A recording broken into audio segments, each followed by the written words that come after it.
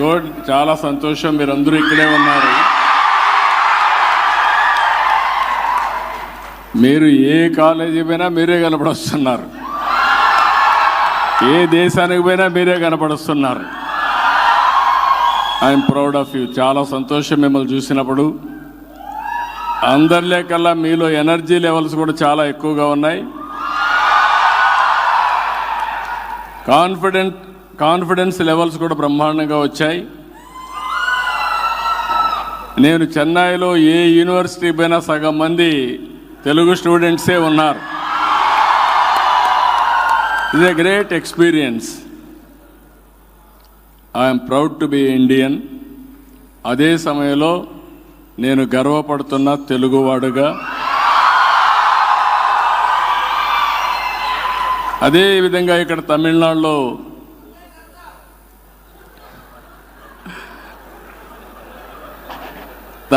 కూడా ఈరోజు మనం చూస్తే సౌత్ ఇండియా, నేను ముందే చెప్పాను, మనం అందరం ఈ దేశానికి పెద్ద ఎత్తున కాంట్రిబ్యూట్ చేసే పరిస్థితికి వచ్చాం. ఒక అసెట్గా తయారయ్యాం.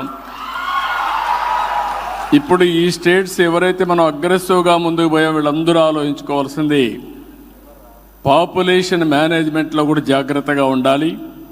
లేకపోతే నార్త్ ఇండియా పాపులేషన్ పెరిగినాక మైగ్రేషన్ అక్కడి నుంచి ఇక్కడికి వచ్చే పరిస్థితికి వస్తారు. ఇప్పుడు విదేశాలకు మనం పోతున్నాం, రేపు అక్కడి నుంచి ఇక్కడికి వచ్చే పరిస్థితి వస్తుంది.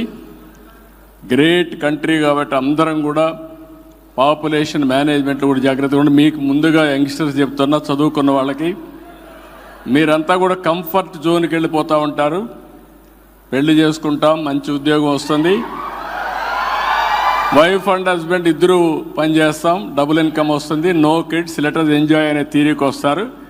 దానివల్ల పాపులేషన్ డ్రాస్టిక్గా తగ్గిపోయే పరిస్థితి వస్తుంది. మనం కానీ జనాభాని మేనేజ్మెంట్ చేయడం, ఈ ట్రాన్సిషన్ కానీ మనం మేనేజ్ చేస్తే రాబోయే 400-500 సంవత్సరాలు ఇండియన్సే ప్రపంచాన్ని శాసించే పరిస్థితిలోకి వస్తారు. ఇది వాస్తవం. మళ్ళీ ఒకసారి మీతో మాట్లాడతాను.